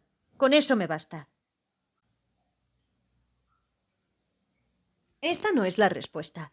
¿Cuál es el propósito de tu religión? ¿Estás obteniendo las respuestas que necesitas o tu práctica es solo un juego? Tienes que analizarlo. No estoy despreciando a nadie, pero tienes que estar seguro de lo que estás haciendo.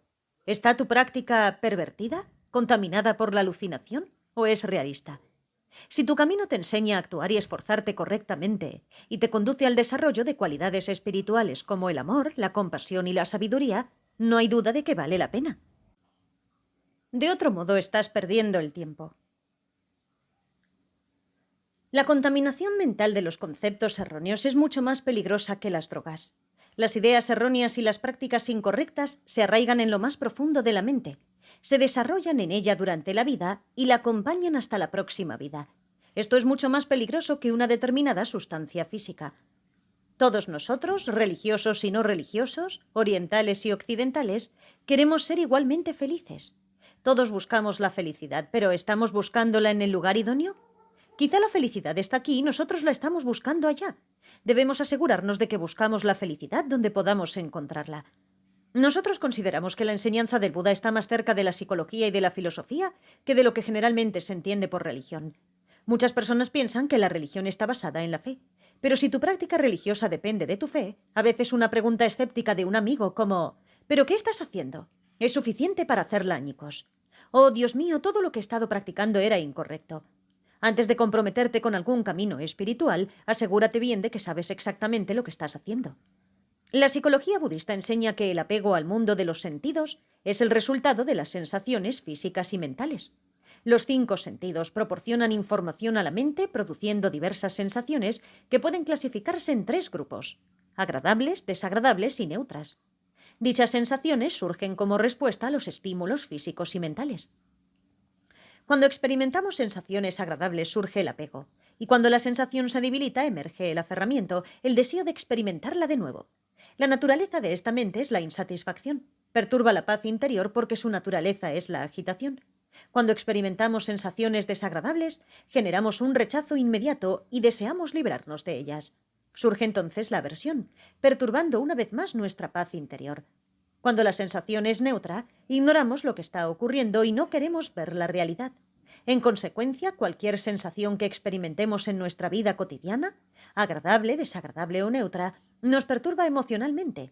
No hay equilibrio o ecuanimidad en nuestra mente. Así pues, examinar tus propias sensaciones de este modo no tiene nada que ver con la fe. No estamos hablando de una cima de los Himalayas, estamos hablando de ti, tú eres el tema. No puedes refutar lo que digo alegando, yo no experimento sensaciones. Es muy simple, ¿verdad? Además, muchas de nuestras acciones negativas son reacciones a la sensación. Compruébalo por ti mismo cuando experimentas una sensación agradable. Como resultado del contacto con la gente o con otros objetos sensoriales, analiza cómo te sientes exactamente. ¿Por qué tienes esa sensación agradable? La sensación agradable no se halla en el objeto externo, está en tu mente. Estoy seguro de que todos coincidiremos en que no está fuera de nosotros. Así pues, ¿qué hace que te sientas así? Si llevas a cabo esta experiencia, descubrirás que la felicidad y la alegría, el malestar y la desdicha y las sensaciones neutras se encuentran en tu interior. Comprenderás que eres tú el principal responsable de las sensaciones que experimentas y que no puedes culpar a los demás por lo que sientes y decir él me hace sufrir o ella me hace sufrir, este problema me hace sufrir.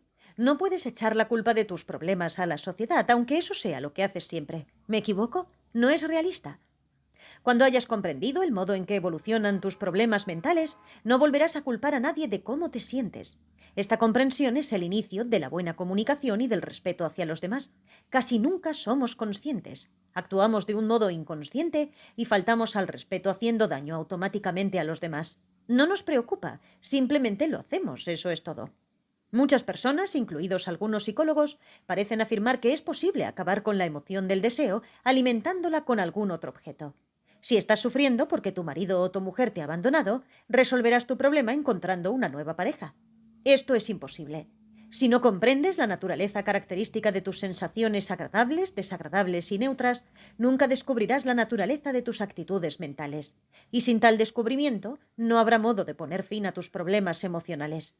Por ejemplo, el budismo dice que debes sentir compasión y amor por todos los seres vivos. ¿Cómo puedes tener siquiera un sentimiento de ecuanimidad por todos los seres cuando tu mente ignorante y dualista se agita en tu interior con tanta energía? No puedes, porque eres emocionalmente demasiado extremista. Cuando te sientes feliz, a causa de una sensación agradable que se ha producido mediante el contacto con un objeto en particular, exageras enormemente las buenas cualidades que adjudicas a dicho objeto, inflando al máximo tus emociones. Pero sabes que tu mente no puede permanecer siempre así. No es permanente, es transitoria. Así que al instante siguiente cae vertiginosamente de ese estado y tu mente desequilibrada se deprime automáticamente. Tienes que comprender con exactitud la cantidad de energía que inviertes en la búsqueda o la persecución de las sensaciones mentales. Somos siempre demasiado extremistas, tenemos que hallar el camino medio. Si lo examinas bien, descubrirás asimismo que las sensaciones son las responsables de todos los conflictos mundiales.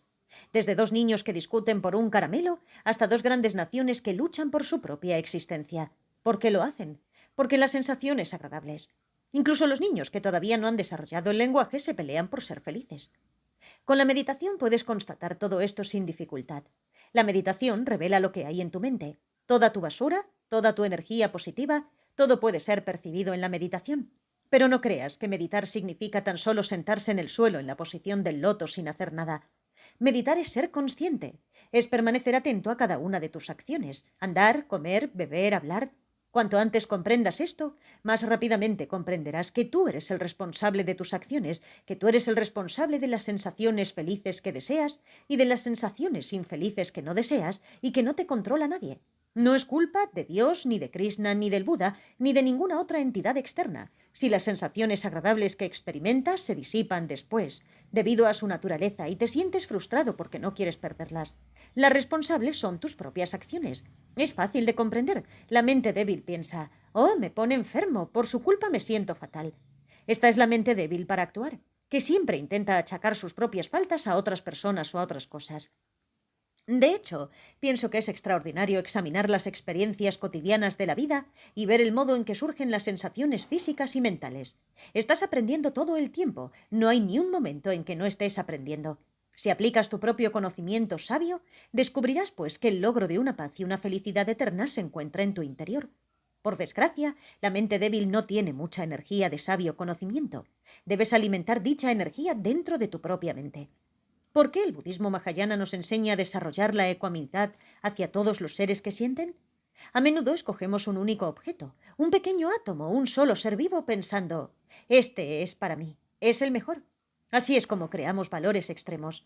Exageramos en extremo el valor del objeto que nos gusta y desdeñamos todos los demás. Esto no es bueno para ti, para tu paz mental.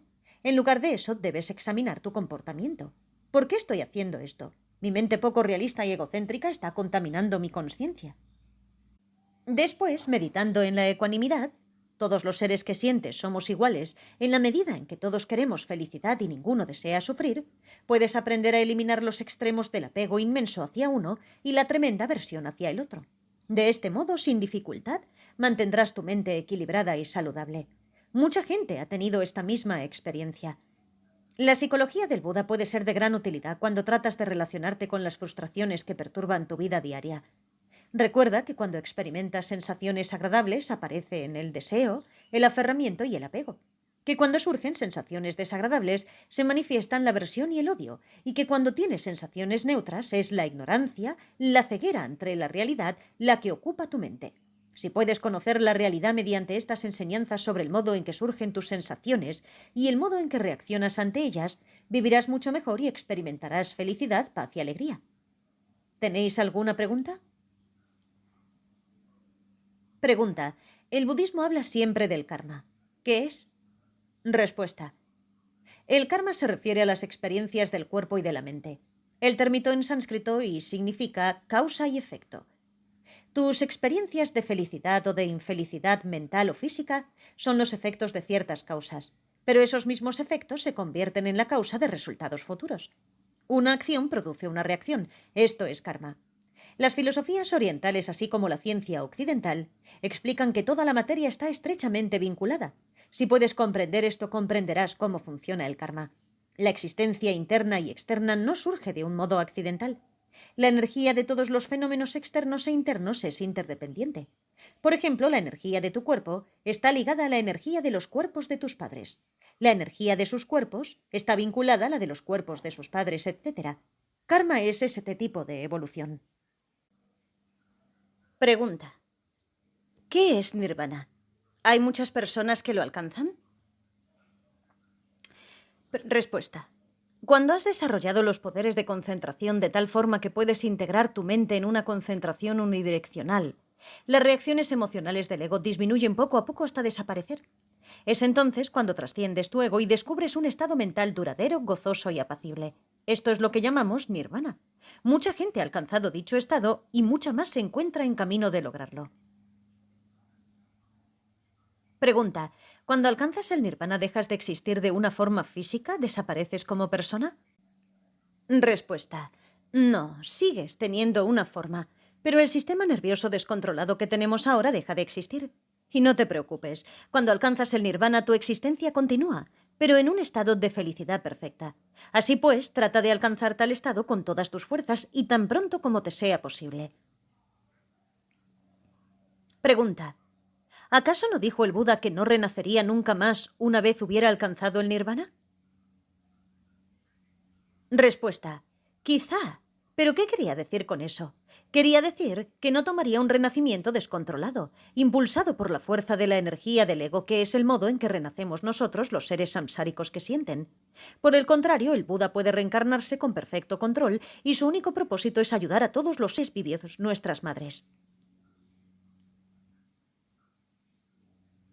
Pregunta: ha hablado mucho del placer y de la felicidad y estoy intentando comprender la distinción entre ambos términos. ¿Son la misma cosa? ¿Es posible apegarse al placer y no a la felicidad? Respuesta: son lo mismo y nos apegamos a ambos. Lo que debemos buscar es la experiencia del placer sin apego. Hemos de disfrutar de nuestras sensaciones de felicidad mientras comprendemos la naturaleza del sujeto, nuestra mente, del objeto y de nuestras sensaciones. Quien alcanza el nirvana es capaz de hacerlo. Pregunta: me gustaría clarificar el significado budista de la meditación. ¿Es correcto interpretarla como observar lo que pasa por la mente? Respuesta: sí, puedes definirla de este modo. Como ya he dicho, la meditación budista no implica necesariamente sentarse con las piernas cruzadas y los ojos cerrados. El mero hecho de observar cómo responde tu mente al mundo sensorial mientras haces tus tareas, andar, hablar, comprar o lo que sea, puede ser realmente una meditación perfecta y puede proporcionar un resultado perfecto.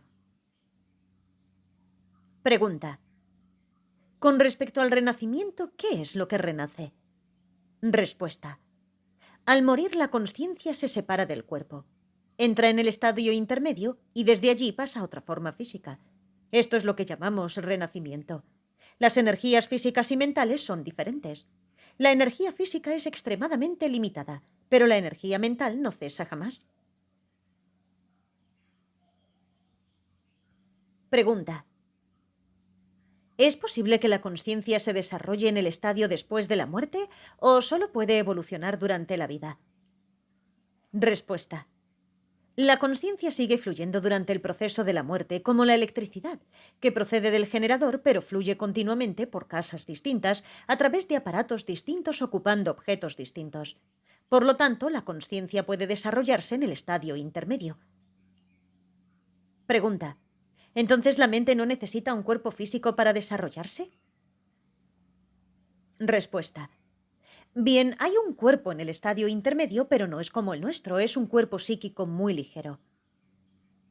Pregunta: cuando usted recita mantras, ¿se concentra alguna vez en alguno de los órganos físicos del cuerpo o solo en su mente? ¿Puede concentrarse en sus chakras o centros de energía? Respuesta: es posible, pero tienes que recordar que hay diferentes métodos para cada fin. No pienses que el Buda enseñó solo un método. El budismo contiene miles y miles de métodos de meditación, quizá incluso innumerables, que fueron enseñados con el propósito de satisfacer las diversas propensiones y disposiciones de cada uno de los infinitos seres que sienten. Pregunta. ¿La conciencia que se desarrolla durante la vida y que abandona el cuerpo a la hora de la muerte es parte de una conciencia suprema, como Dios o como la conciencia universal? Respuesta. No, es una conciencia muy simple y ordinaria, es la continuación directa de la mente que tienes ahora mismo. La diferencia es que se ha separado del cuerpo y está buscando otro. La mente del estado intermedio se encuentra bajo el control del karma y es conflictiva, agitada y confusa. No podemos considerarla como superior o suprema. Pregunta. ¿Está usted familiarizado con el concepto hindú de Atman y Brahman? Respuesta. Mientras que la filosofía hindú acepta la idea de un alma o Atman, el budismo se opone a ella. Negamos por completo la existencia de un yo autoexistente o de un alma permanente e independiente. Ningún aspecto del cuerpo y la mente es permanente, está cambiando, cambiando y cambiando. Los budistas niegan asimismo la existencia de un infierno permanente. Cualquier dolor, cualquier placer que experimentemos se encuentra en un estado de constante fluctuación, transitorio, siempre cambiante, perecedero. Reconociendo, pues, la naturaleza insatisfactoria de nuestra existencia y renunciando al mundo en el que los objetos sensoriales transitorios entran en contacto con órganos sensoriales transitorios para producir sensaciones transitorias, pues ninguno de ellos merece nuestro aferramiento, buscamos los logros espirituales duraderos y eternamente gozosos de la iluminación o del nirvana. Pregunta. ¿Cree usted que el ritual es tan importante para un occidental que intenta practicar el budismo como para un oriental que ya tiene cierta familiaridad con él?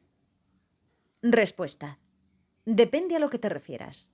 La verdadera meditación budista no necesita ser acompañada por objetos materiales. Lo único que importa es la mente. No es necesario tocar la campana ni agitar objetos. ¿Es esto lo que quieres decir con ritual? Sí. Bien. Por lo tanto, no tienes que preocuparte y eso se aplica igualmente en Oriente y a Occidente. Aún así, hay personas que necesitan emplear objetos. Mentes distintas requieren métodos distintos. Por ejemplo, tú llevas gafas. No son lo más importante, pero ciertas personas las necesitan. Por la misma razón, las diversas religiones del mundo enseñan diversos caminos de acuerdo con las capacidades y los niveles individuales de los muchos y variados seguidores. Por lo tanto, no podemos decir, este es el único camino verdadero, todo el mundo debe de seguir mi camino, no podemos decir eso. Pregunta. ¿Se necesitan nuevos métodos para los occidentales de hoy? Respuesta. No, no hacen falta nuevos métodos. Todos los métodos están ahí. Solo tienes que descubrirlos. Pregunta. Estoy tratando de comprender la relación entre la mente y el cuerpo en el budismo. ¿Es la mente más importante que el cuerpo? Por ejemplo, en el caso de los monjes tántricos que cantan en tonos muy graves, es evidente que desarrollan una parte de su cuerpo para poder cantar de ese modo. ¿Qué importancia tiene, pues, el cuerpo? Respuesta. La mente es lo más importante, pero hay ciertas prácticas de meditación que se intensifican con determinados ejercicios físicos de yoga. Por otra parte, si el cuerpo está enfermo, puede afectar a la mente. Es entonces igualmente importante mantener un cuerpo saludable. Pero si te ocupas solo del desarrollo físico y abandonas la investigación de tu propia mente, tampoco es inteligente. Es una actitud desequilibrada y nada realista.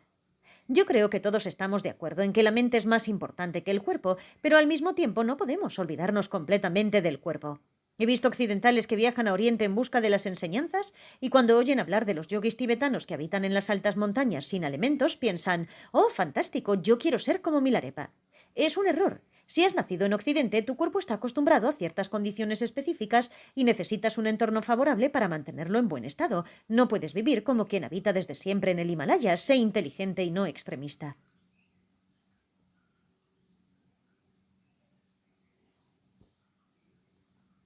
Pregunta. ¿Es cierto que la mente de un recién nacido es pura e inocente? Respuesta. Como todos sabemos, la mente de un recién nacido no está demasiado ocupada por las implicaciones intelectuales. No obstante, a medida que crece y empieza a pensar, comienza a llenarse de tanta información, de tanta filosofía, esto, aquello, esto es bueno, eso es malo, debería tener esto, no debería tener aquello. Al intelectualizar tanto, llena su mente de basura, lo que hace que ésta sea sin duda alguna mucho peor. Aún así, eso no significa que los seres humanos hayamos nacido completamente puros y que solo después de la llegada del intelecto nos hayamos vuelto negativos. No quiere decir eso. ¿Por qué? Porque si estuviésemos fundamentalmente libres de la ignorancia y del apego, cualquier basura que llegara hasta nosotros no tendría cabida en nuestra mente. Por desgracia, no somos así. Fundamentalmente, no solo estamos abiertos de par en par a cualquier basura intelectual que nos salga al paso, sino que además tenemos una gran pancarta dándole la bienvenida. A cada instante hay más basura que se amontona en nuestra mente. No puedes decir, pues, que los niños nacen con una mente absolutamente pura. Es erróneo. Los bebés lloran porque tienen sensaciones. Cuando surge una sensación desagradable lloran, quizá porque ansían la leche de su madre.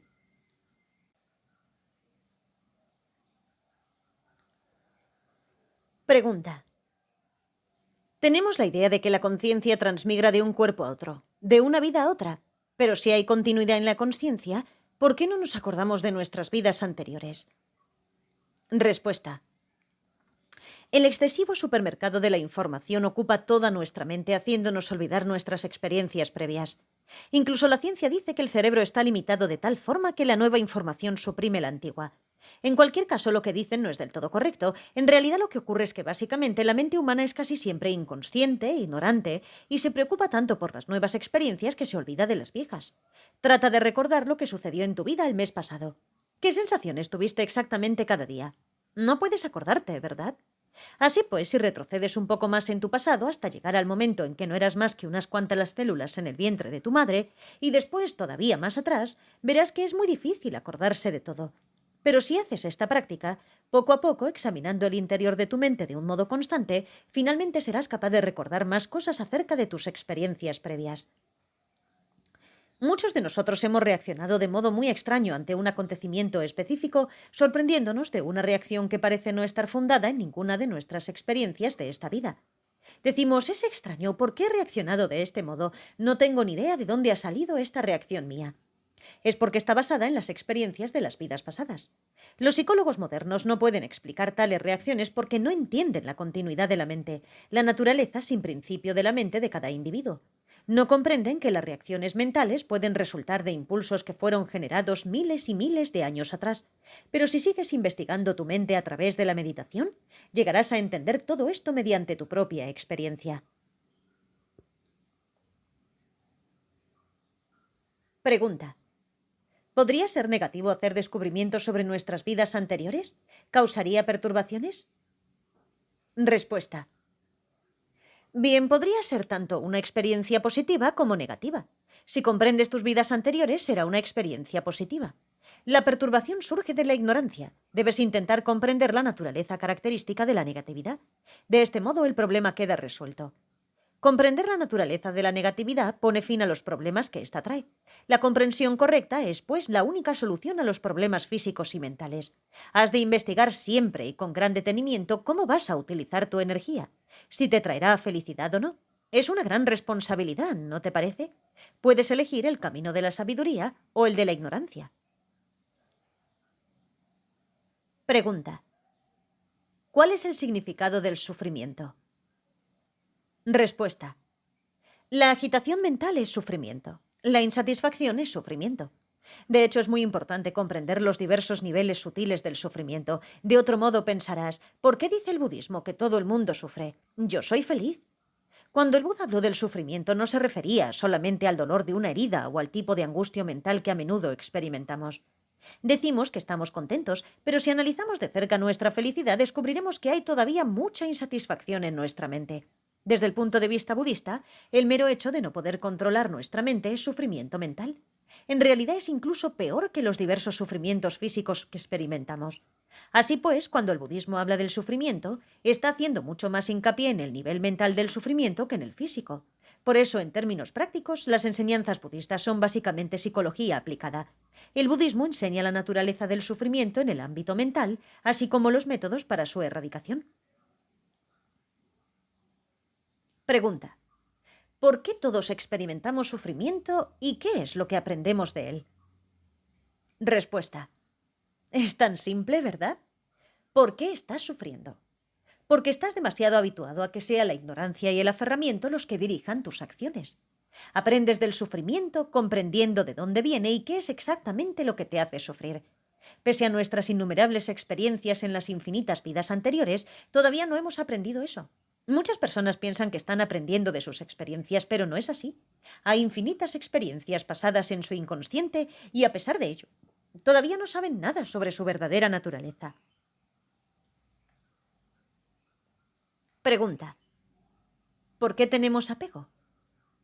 Respuesta: porque tenemos alucinaciones. No estamos viendo la realidad del sujeto ni del objeto. Cuando comprendemos la naturaleza de un objeto del apego, la mente subjetiva del apego desaparece automáticamente.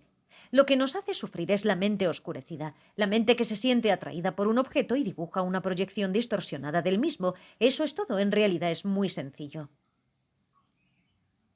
Pregunta: he visto imágenes tibetanas de deidades airadas, pero a pesar de su apariencia furiosa no parecían malignas. Eso me ha hecho preguntarme si el budismo subrayaba o no el mal y las cosas negativas. Respuesta: el budismo nunca hace hincapié en la existencia de un mal externo. El mal es una proyección de la mente. Si el mal existe, es en nuestro interior. No hay ningún mal externo al que temer. Las deidades airadas son emanaciones de la sabiduría iluminada y sirven para ayudar a las personas que tienen un enfado muy descontrolado. En la meditación, el practicante transforma su enfado en sabiduría, que es entonces visualizada como una deidad airada. La energía del enfado es digerida por la sabiduría. Y así, en pocas palabras, es como funciona el método.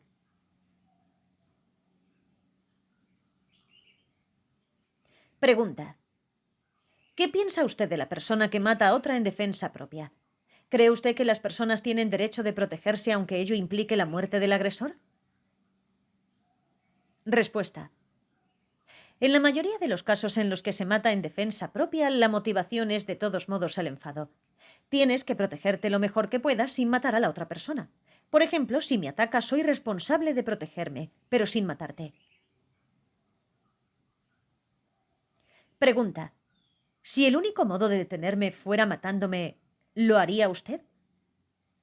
Respuesta: en ese caso sería mejor que tú me mataras.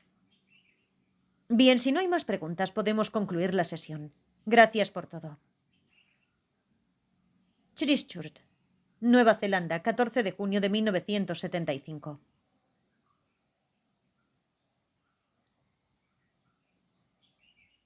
El archivo de sabiduría de Lama Yeshe.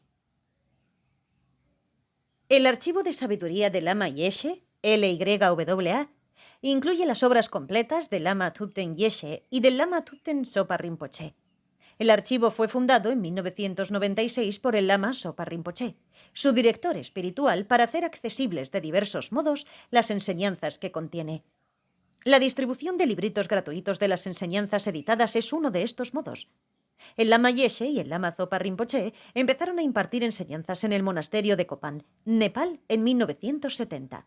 Desde entonces, sus discursos han sido grabados y transcritos.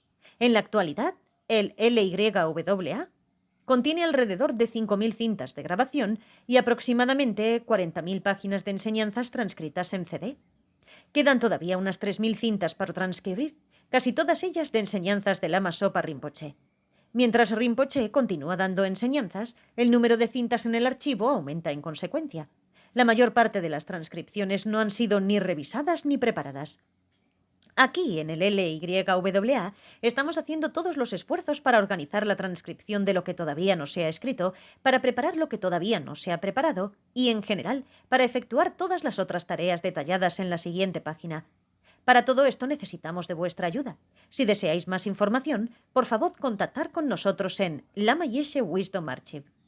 P.O. Box 1095, Brooklyn, MA 02146, USA. Website www.fpmt.org.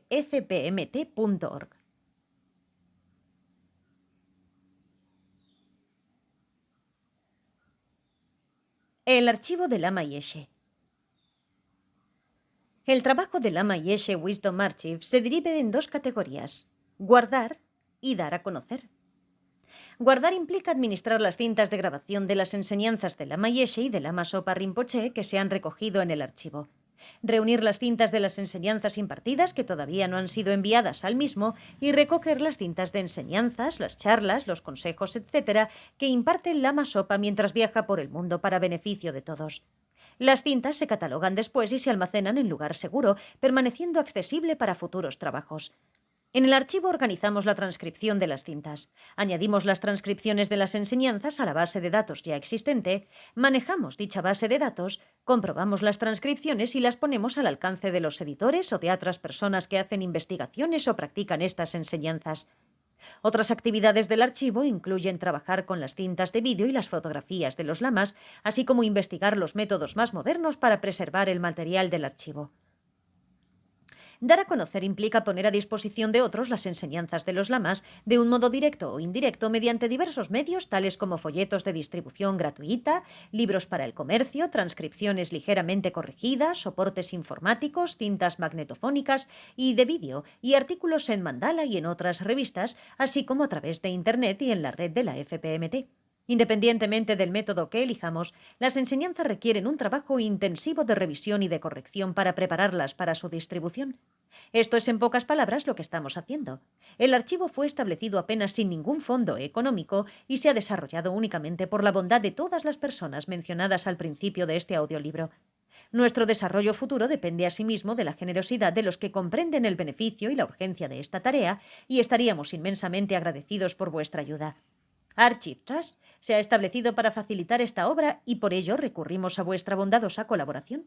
Si deseáis ayudarnos contribuyendo en cualquiera de las tareas anteriormente mencionadas o patrocinando folletos de distribución gratuita, por favor, contactar con nosotros en nuestra dirección en Brooklyn, Boston.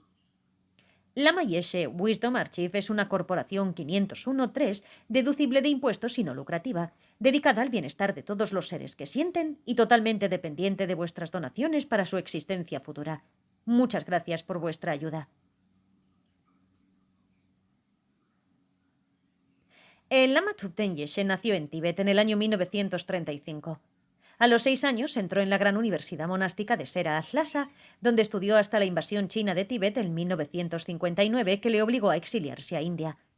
El Lama Yeshe continuó estudiando y meditando en India hasta 1967, fecha en la que se trasladó a Nepal acompañado por su principal discípulo, el Lama Thubten Sopa Rinpoche. 2 años después estableció el monasterio de Kopan, cerca de Katmandú, para enseñar budismo a los occidentales.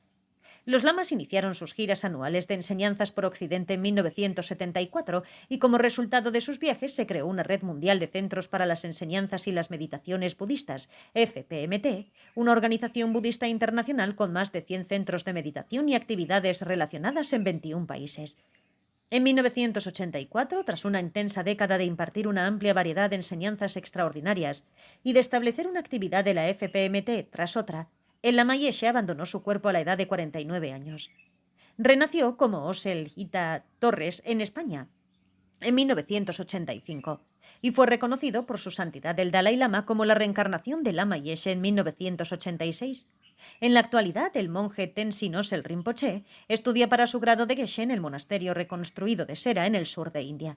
La sorprendente historia del Lama Yeshe se narra en el libro de Vicky Mackenzie, Reincarnation de Boy Lama, Wisdom Publication, 1996. Algunas de las enseñanzas del Lama Yeshe han sido publicadas también por Wisdom. Los libros Energías de la Sabiduría, Introducción al Tantra, El Camino Tántrico de la Purificación, El Gozo de la Meditación Avanzada de Ediciones Dharma. Las transcripciones en impresión son Light of Dharma, Life, Death and After Death y Transference of Consciousness at the Time of Death, disponibles en los centros de la FPMT o en www.wisdompubs.org. Cintas de vídeo de Lama Yeshe, Introduction to Tantra, The Three Principal Aspects of the Path y Offering Talk to Heruka Vajrasattva, disponibles en Lama Yeshe Wisdom Archive. El Dr. Nicholas Ribush, graduado en la Escuela de Medicina de la Universidad de Melbourne en 1964, entró en contacto por primera vez con el budismo en el monasterio de Kopan en 1972. Desde entonces ha sido un discípulo de los lamas Yeshe y de Sopa Rinpoche y un trabajador consagrado a la FPMT. Fue monje desde 1974 hasta 1986. Creó los archivos y las actividades de publicación de la FPMT en Kopan en 1973 y fundó con el Lama Yeshe Wisdom Publications en 1975. Entre 1981 y 1996 ocupó en Wisdom los puestos del director, de dirección de edición y de director de desarrollo. A lo largo de los años ha preparado y publicado muchas enseñanzas del Lama Yeshe y del Lama Zopa Rinpoche y establecido y o dirigido otras actividades de la FPMT, incluyendo el International Mahayana Institute, el Centro de Meditación Tushita Mahayana, el Enlightened Experience Celebration Mahayana Publications, el Centro Tibetano para Estudios Budista Kurukula y ahora el Lama Yeshe Wisdom Archive. Ha sido miembro del Comité de Directores de la FPMT desde su creación en 1983.